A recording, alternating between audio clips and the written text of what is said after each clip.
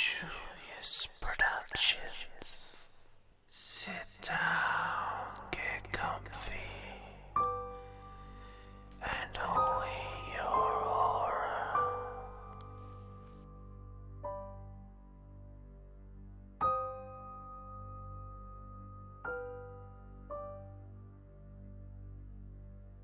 Hello there, everyone. Welcome to my humble abode, where we will tell you stories of fright and horror. Whether or not you will leave here scarred, I cannot promise. So, if you're not comfortable with the horrors I may bring, feel free to click off now. And for those who stick around, let's get into the story called It's Inside Your House. Written by Michael Page. Link to the original story will be in the description below. It wakes you, not the moan of a withered hag, but the fleeting voice of a dead man, but the low trill of wind slipping past your window, air being pressed into a hushed breath. The shadows melt themselves back into your bedroom. You blink, the blurred, hazy object of your alarm clock focuses back into existence. 2:48 a.m., the numbers decree. You don't want to be awake. You don't even want your eyes open. Yet, here you are. Outside, the air stirs in utter turmoil, churning up to 50 miles an hour and beating against your home. You had known this was coming. In fact, you had known the moment you seen those thunderheads pulling in from the west, lightning forking with them. From the storm's downdraft came bursts of pine-laced wind, sharp and deceptively sweet. A destructive force careening through the Atlantic all the way through the Barrens, that large tract of wild, unbroken wilderness. You've often seen in the distance the tall, stocky pines of the dark wood, shivering in the gales. It's been a gusty time for Jersey this year. What was it you were dreaming about anyway? Who knows? The information is already lost to the senseless grumble of thoughts, trying to piece the dream back together. Gone, gone, gone, gone. Although an image of a falling water still rests vividly in your mind, your bladder sends a signal to your brain demanding relief. Half awake, you mechanically saunter down the short hall to the bathroom. You flick the lights on, too bright. You rub away the floaters and zigzags from your eyes. You yawn as your soles scrape over the cold tiles, and then yawn again as you complete your natural business. Sweet, sweet release. You flush and lift the faucet handle to wash your hands. A sound. Your gaze flicks towards the door. You listen again. Silence gave for the occasional squeak and groan of the walls, probably from the breeze battering them outside. Whatever it was, you were too tired to care. Glass shatters. Wakefulness spikes through you now, as this new sound resonates, crawling up from the dark of downstairs. You pull a sharp inhale down your throat. Your wet hands flinch soapy pellets over the countertop. Stop. Breathe. Calm yourself. It could have been anything, like a tree branch or some other debris that got swept up and propelled through the window. That's it, you tell yourself, nodding, hoping. And then a loud, powerful powerful. Thud bangs downstairs, and hope flees. Now, muffled movement, a break-in, a burglar. Horror films you haven't seen in years slide through your mind like celluloid movie reels. Your reflection in the mirror turns goosey white, contorted with fear. The police. Your thoughts propose, call the police. Your eyes trace the room for your phone. It's still laying in your bed. There's still time. You can rush back there, barricade the door, and call the police from the closet. How long will it take them to get here? Doesn't matter, just call them. You grip the doorknob, ready to sprint straight to your room. The thump, thump, thump on the stairs freezes your limbs. Something fast and large bounds down your hallway, just beyond the door. Something so terrible, so lively, that even the deepest folds of your nightmares could never recreate this moment. Vibrations roll by your toes. Feet like heavy pegs tromp up to your bedroom door. It swings open, bashing clumsily against the wall at the forced entry. You stand there, anchored by the cold tiles of the bathroom, paralyzed by the shock of it all. The short space to your room fills with thrashing sounds, bedsheets being ripped apart and torn asunder. The box spring squeaking and jitteringly violently. Your finger is still welded to the doorknob, refuse to twist it an inch further. A few steps away, something of significant size and savagery guts your mattress. The place you had been just moments ago. A cold wash starts at your chest and drips to your groin. Your breathing is now terse, as your heart pumps with new and sudden weight. Your mouth is dry, your throat rubber. Focus. There are impulses you must hold on to, the hot blood mounting up in your throat, the intensity dilating your pupils and lacing your eyes red, the lift in your gut from an absolute freefall. These things hardwired into your system will keep you alive tonight. The thrashing stops. A rapid cackling emerges. High, scratchy sounds grow louder as they echo down the hallway, expelling from a mouth you dare not imagine. The cackles sputter into bleeding, like a goat coughing up mucus. Not the sound of a burglar. Not at all. The thing moves again, its hammer feet pound in chaotic pacing, until it finally stops and settles on something. Whampa, whampa, whampa. A succession of bangs on the closet door. Why? Because it thinks that's where you are. But what is it exactly? You can't stay here. You need to leave before it finds you. The cords in your hand tighten over the handle. You mentally prepare to enter the hallway. In your periphery, your bleached reflection in the mirror verifies your struggle with that simple action. But still the hope of escape eases the gritty feelings of leaving this small safe space. You turn the knob fully now. The door opens, thankfully without a creak. You move quietly down the hall, light on the balls of your feet. The walls groan again as another draft clambers over them. The windows flash, the lightning is so close you can hear the crackling particles. You peer back to your bedroom to make sure that its attention hasn't left the closet. Whomp.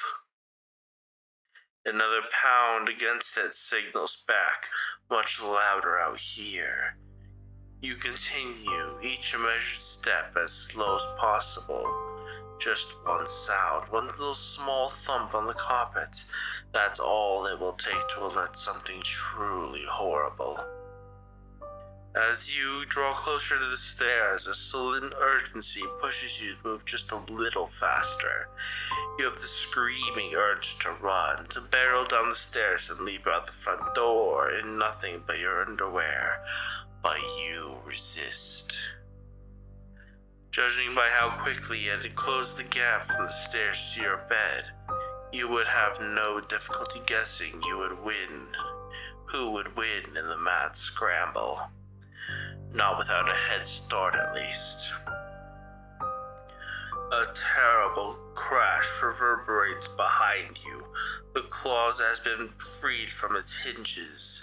Heavy feet start moving again. It's coming. You kick off from your heels and practically vault the rest of the way. You round the stairs and take the first few steps. The grandmother clock that you had kept in the entry was toppled flat on its face and now blocks the front doorway. No, not toppled, pushed. Chunks of glass riddle the floor from the broken window of the living room. You could push the clock out of the way, open the door just enough to slide through and get out, but there's no time. Deranged chatters move down the hallway behind you. It's closing in fast. You bare souls clap down the stairs. You reach the bottom and wind around to the living room. Pain jolts up your leg. A sharp bit of glass has pricked your foot. The shard crunches and embeds itself deeper onto the nerve. Desperate, you fall towards the coffee table and roll beneath it. Heavy stomps now bang all the way down to the bottom step. You put your hand over your mouth. You squeeze your eyes shut. Another sickish bleat croaks out of the thing. It wanders the room, wind whips through the broken window. Kicking up the drapes, its steps are loud like the hard heel of a dress shoe as it clacks against hard wood. Different scents now trace your nose, a scent you can almost recognize. Something sharp and green like being outside.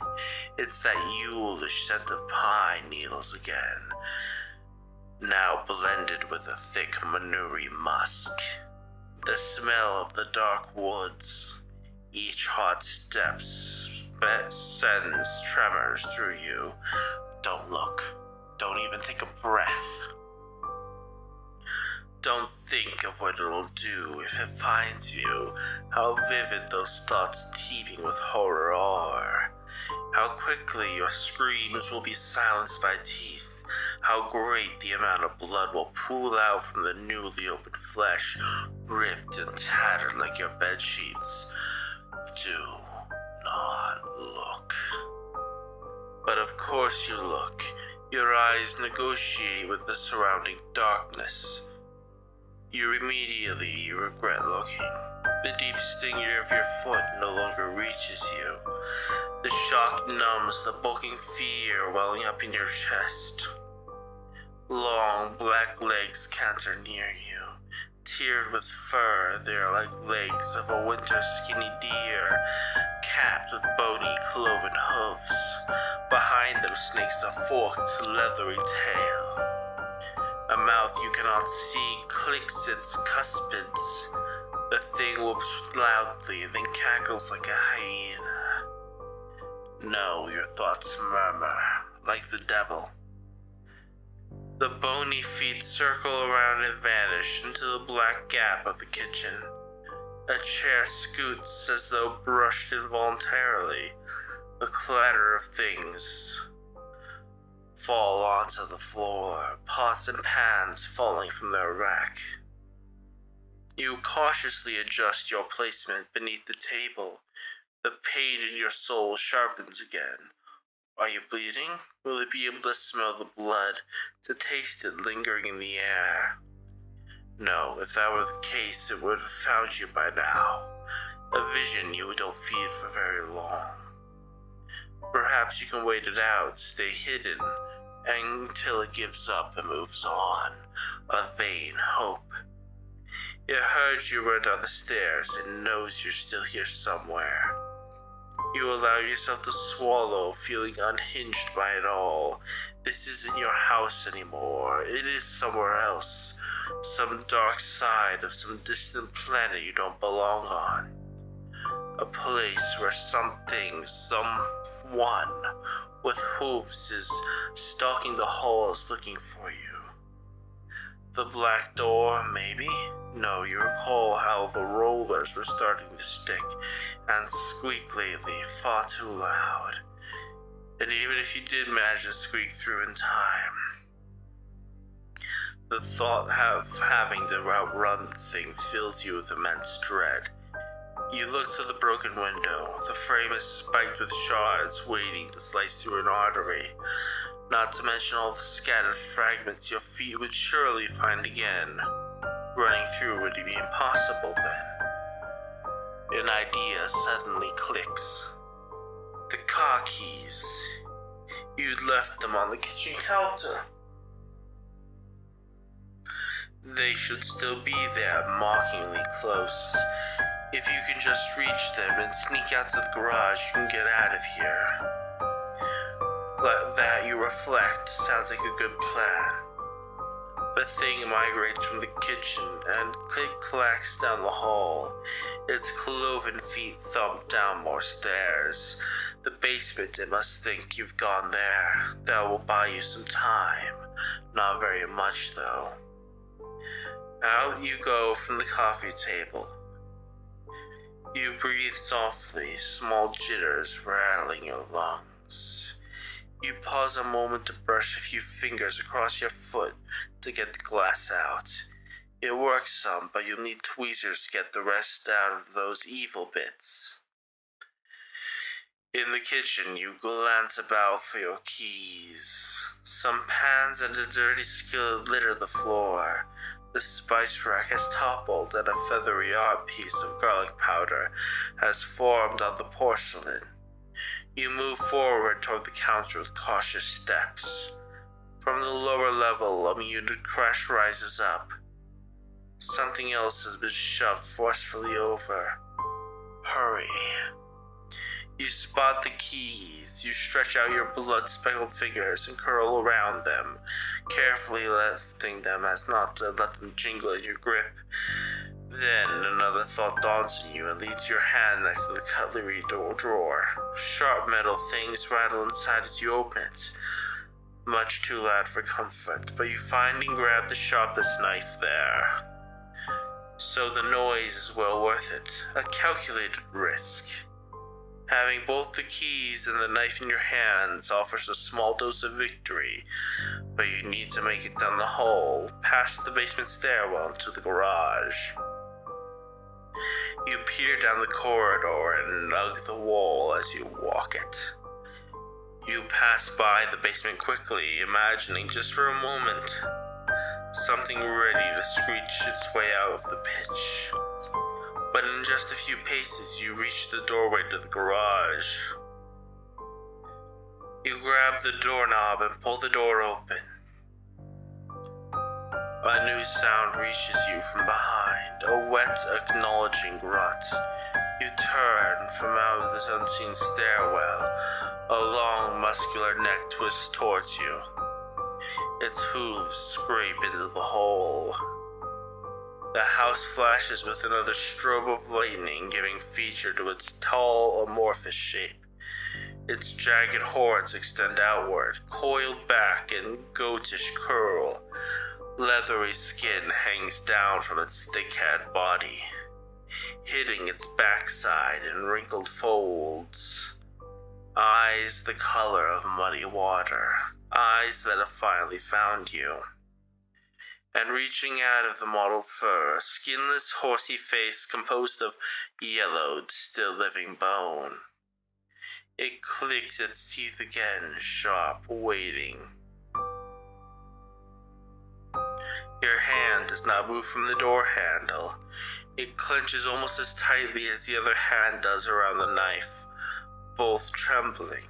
The blade is no more than a paperclip compared to the thing before you, twitching its talons.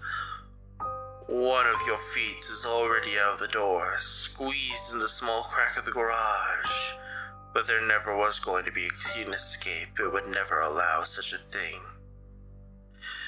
The fear now settles in your legs, grasping the inside of them.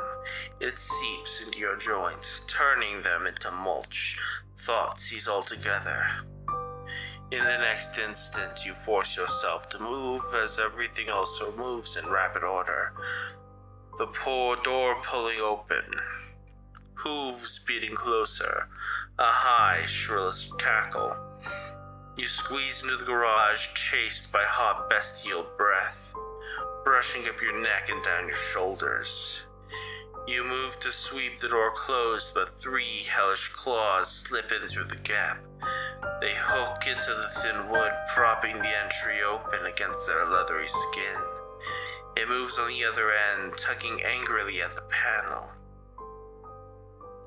You pull against it with every cord, every tendon, burning in your forearm. You jam the keyring into your mouth, and while the other hand struggles to keep hold of your knife, the thing yips loudly on the other end. Its thick stench clings to your face. It is strong, and the pressure from its grasp continues to climb. You know that it is winning. In one quick motion, you plunge the knife deep inside the webbing of its talons.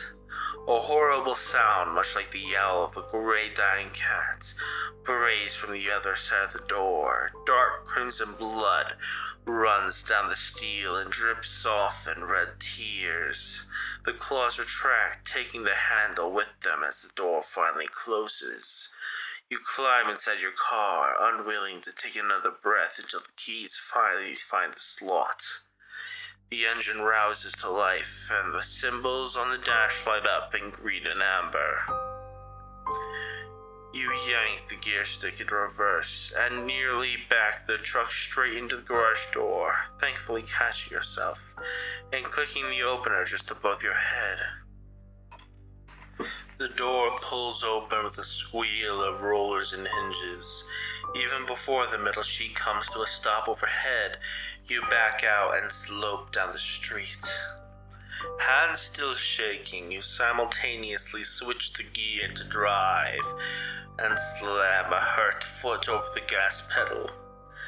The car peels down the road, revving higher and higher until your house and street are out of sight completely. You look to the rear view, partially anticipating to see it back there, standing tall and upright beneath a street lamp. But there is nothing. You've done it. You've escaped. Your wide, veiny eyes find the road again as a spasm of wind nearly knocks you off course. It doesn't matter where you are going. Not right now, anyway. All that matters is getting as far away as possible. A thin laugh shivers out of you, perhaps jovial, perhaps just a little bit manic. You slow down a little, finally allowing some calmness to penetrate throughout the panic. The wind still howls and sweeps over your vehicle, but as it quiets, a different sound rises behind it, like two heavy tarps flapping about. You look at the side mirrors again in the rear view. Did you just see something? A thud sounds on the roof. You take another breath and depress the accelerator, for it has found you.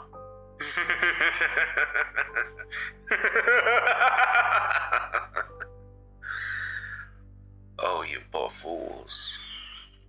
Remember to like and subscribe to keep the monsters at bay, and check out the original story at my social media in the description below. Credit to the story is by Michael Page. Now I'll see you later.